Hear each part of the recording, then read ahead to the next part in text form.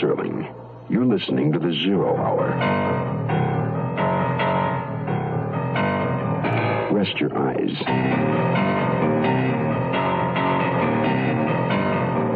Exercise your imagination. Today, Glenn Hall Taylor's frightening suspense thriller, Terror in the Night. Starring Mel Torme. In a Mutual Broadcasting System presentation of The Zero Hour. Brought to you by the makers of General Motors Parts, by the State Farm Insurance Company, by Dial Soap, and by the makers of Contact on Mutual Radio.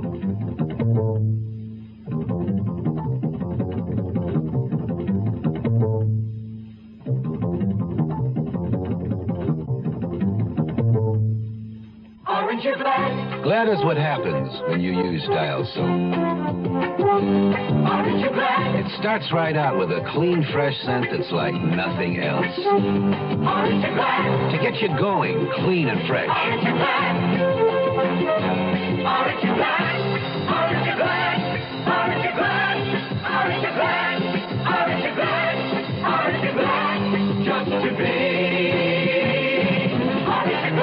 Dial washes away the cause of odor on your skin. You just can't buy a better deodorant soap than Dial. And that's saying something.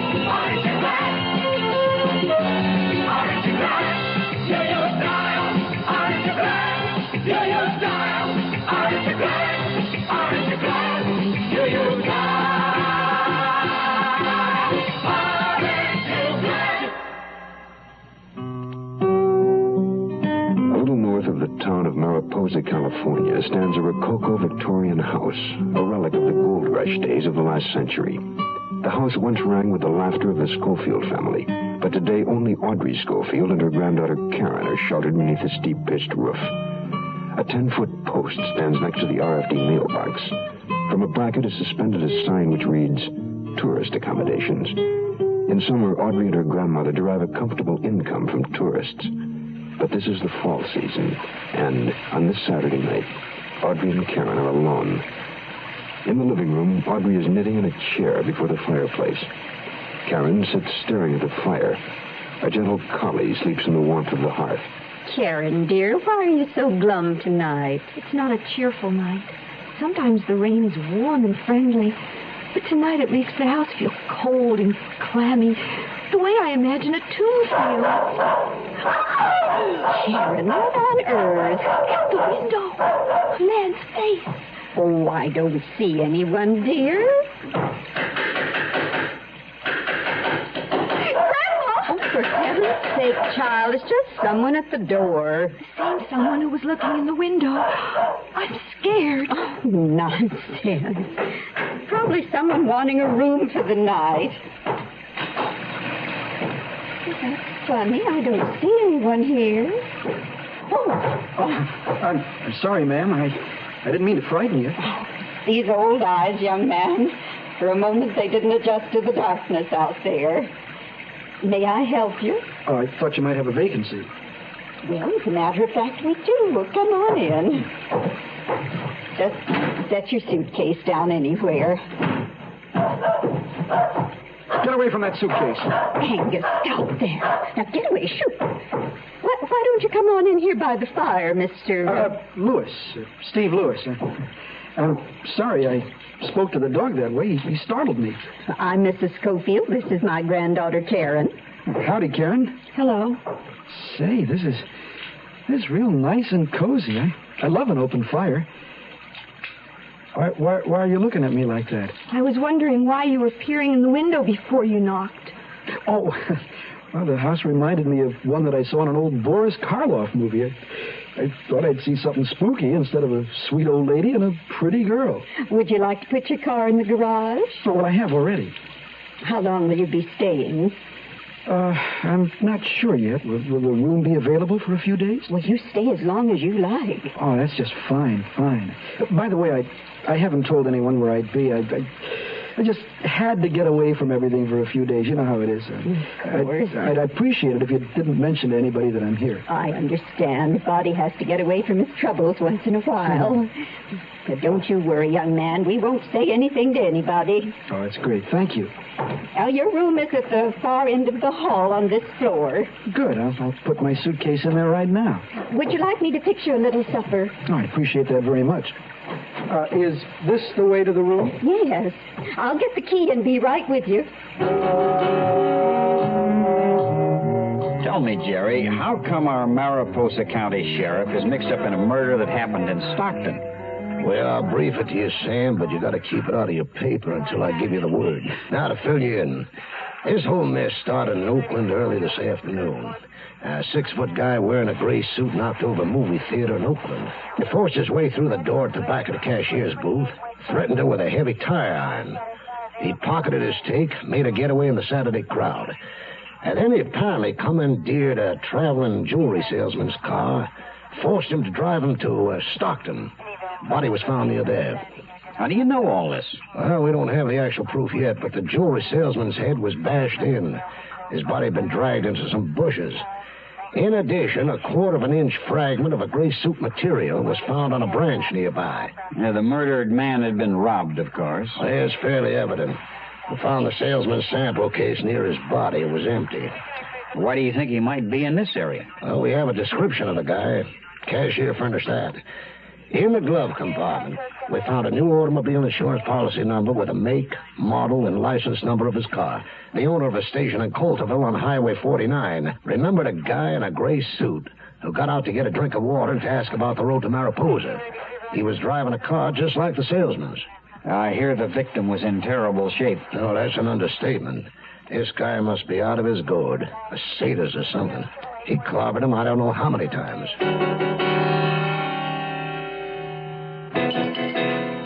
I know it's late for us to be washing dishes, but it did my heart good to see the way that young Mr. Lewis cleaned his plate. I wonder what he's got in that suitcase. Clothes, silly. What else? That's what I'm wondering. What else? You saw the way he acted when Angus started sniffing it. My goodness, Karen, that imagination of yours. Angus wasn't imagining. He smelled something he didn't like. And I don't like the idea of us being alone with that man in the house. But we can't turn him out in the rain. I know. I'll call Uncle Nat and ask him to spend the night with us. He'll laugh at you. I'll get him over here. Don't worry.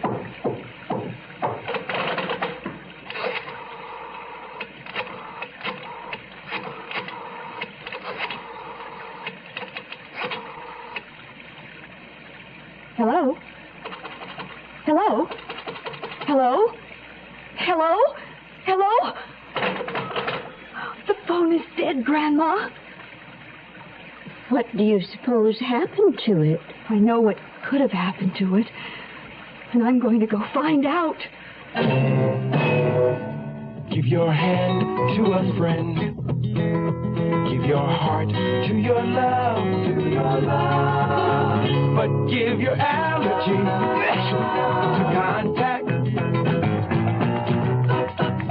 Allergy is our business, too. We know pollen. And we know that any of the 12,000 quarts of air you breathe each day may contain enough pollen to make your eyes itch, make you sneeze, and drip. We also know an ingredient that helps block pollen's bad effects. It's the antihistamine most prescribed by allergy specialists. It's an ingredient in Contact. Give your hand to a friend. Give your heart to your love, The tiny time pills in one Contact keep this antihistamine working up to 12 full hours. All day, all night. Give your allergy to Contact. Take Contact only when needed, only as directed. Where does today's girl learn to be tomorrow's woman? At the movies? On television? Helen, darling, your floors are so shiny. Yes, John. I used Brand X polish just this morning. Brand X. Helen, will you marry me? Somewhere Between the super sex symbol of today's commercialism and TV's Brand X image, impending womanhood is alive and well. And where is that somewhere? Wherever there are campfire girls.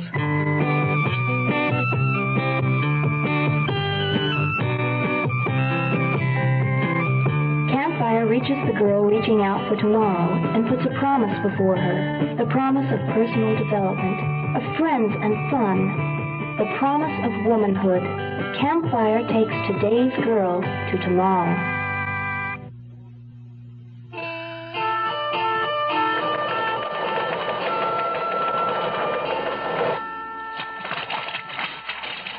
Well, how about this? Seems we have a real hot one on our hands. What is it, Jerry? We lifted some prints off the sample case we found near the body. We transmitted them to Washington. Now, according to this teletype, our tire iron of virtuoso is a Harry Hanford, 33, 6 feet, half an inch tall, 185 pounds, black hair, served term for assault and robbery. Here's a topper. Wanted for murder in Houston. Sounds like a charming fellow. Want to take a ride with me? You know me. Anything for a story. Especially if it'll get me a good obituary. No one's reported seeing the car since he left that service station in Colderville. I think he's gone into hiding someplace since he left, which means it almost has to be this area. So? So I'm going to update the APB that's already out and check out every tourist camp, motel, and guest house from Mariposa to Colderville. Let's go.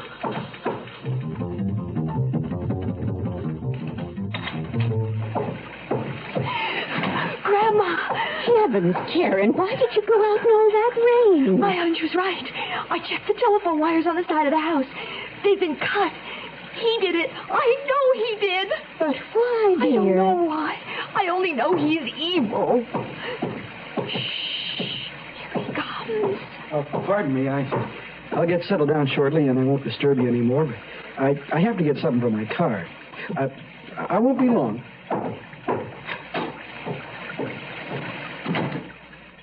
Come, Grandma, quick. Where to? I'm going to look in that suitcase.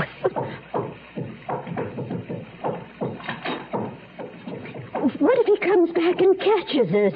There's the suitcase. Oh, move that chair over here. Good. Well, look at all that jewelry. Oh, my. He's just tossed it on top of his clothes. It must be worth tons of money. I wonder what else is in here. Oh, what's this wrapped in his shirt? Whatever it is, it's heavy. There. Well, unwrap it. Be quick. He's liable to get back. Look! Oh, there's blood on it. Oh, you're right. You're right, lady. That is blood. It's a man's blood. I killed him. You don't seem surprised, young lady. Young man, we're not going to let you hide in this house. I'm going to... And where do you think you're going? I don't know. Let go of my arm, please. And you, young lady, you pick that up and put it back where you got it. I said, pick it up, damn it. Shut up. Down, Angus. Quiet. Yeah, that's better. Now then, let's all understand each other, okay? Until I'm ready to leave, you'll do exactly as I say, or I may just have to show you how well I can handle that tire iron. Oh, that may be another tourist. I really ought to answer. I'll answer it. You roll that tire iron up in that shirt again and hand it to me. What are you going to do with it? I'm going to tuck it under my coat while I answer the front door. You didn't think I'd leave it here with you, did you? Thank you. Now, both of you be quiet as baby mice. I'll just lock you in here while I take care of our late caller. Coming!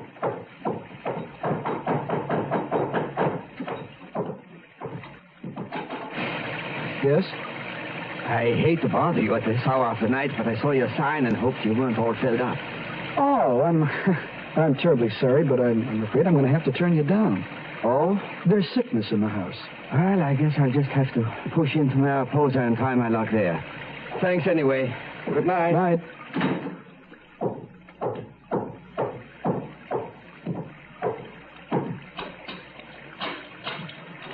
Well, you behaved very nicely.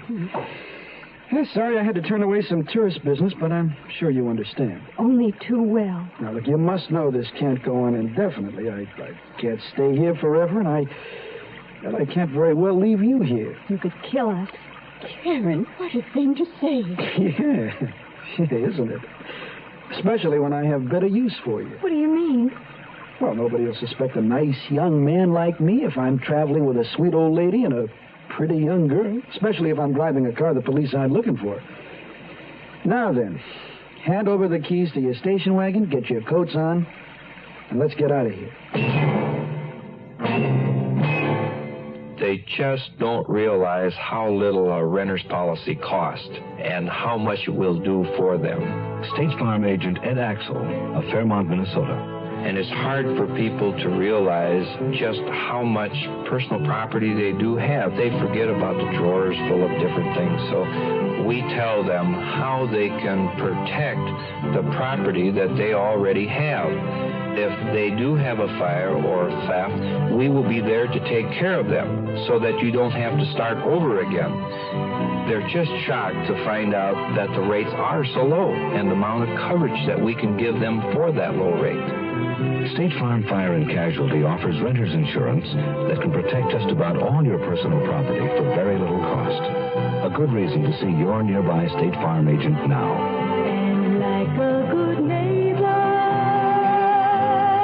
State Farm is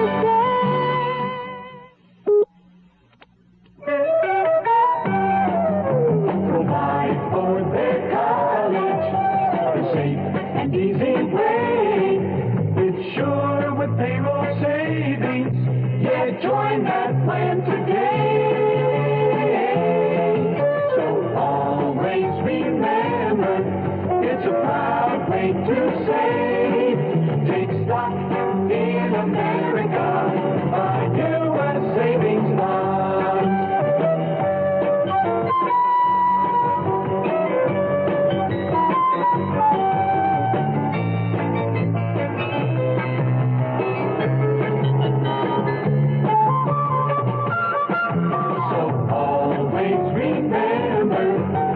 Proud way to say, take stock in America by U.S. savings bonds.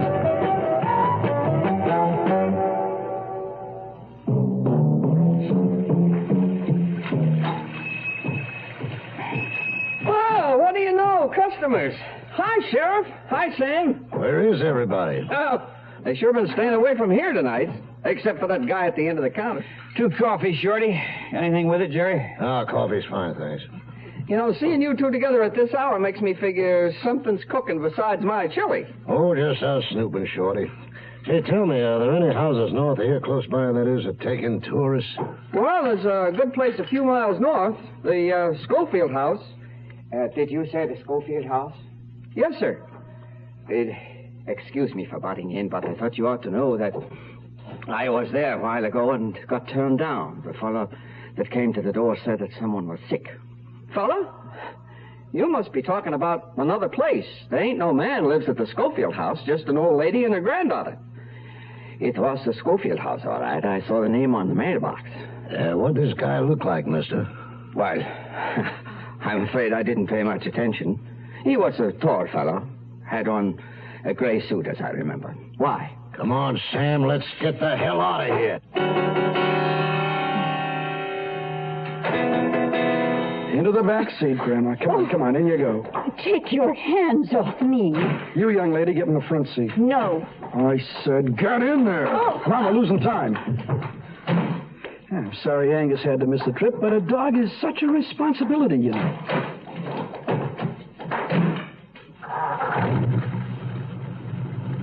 Wait, there's a car coming. Yeah, I see it. It's slowing to turn in our driveway. Well, that's too bad, because they're going to have to wait for us to drive out first. It's the sheriff's car. Dear. Hey, stop! Hold on to your hat, Sam. We may have to fly this thing.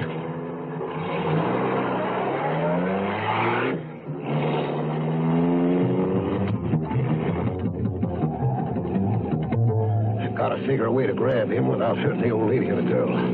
Hit the Redson siren, will you? Thanks.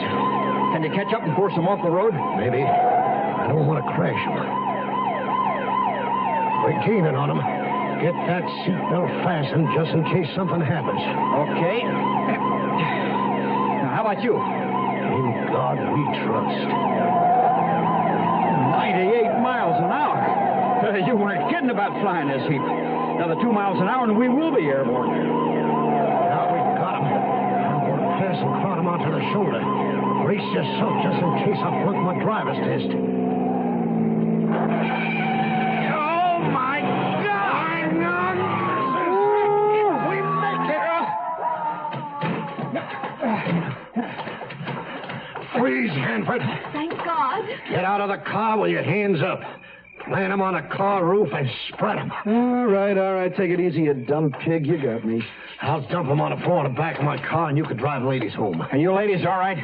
Yes, thank you, but I'll tell you something. The first thing I'm going to do after I get a good night's rest is take down that tourist accommodation sign. I don't blame you. You know, sometimes a person can be too damned accommodating. Okay, creep, let's go.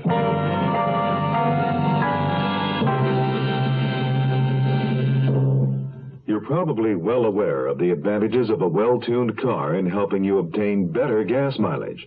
A well-tuned car can run more efficiently, more economically. If all cars were properly tuned and operating efficiently, we could save millions of gallons of gas. To help you evaluate your car's efficiency, your participating GM dealer has 2 new energy checks available. One is an economy checkup that includes an engine diagnosis along with several other inspections to see if your car is up to specs. The other is an economy tune-up to help give you a smooth-running engine that performs efficiently. Making the most out of the gasoline around is one of our country's basic challenges. It's important to you and to us at General Motors. That's why we're inviting everyone to come in now for a GM energy check at a Chevrolet, Pontiac, Oldsmobile, Buick, or Cadillac dealer. Get together with him and get more of a run for your money. I'm Rod Serling. Close your eyes, exercise your imagination, and join us again on our next presentation of The Zero Hour.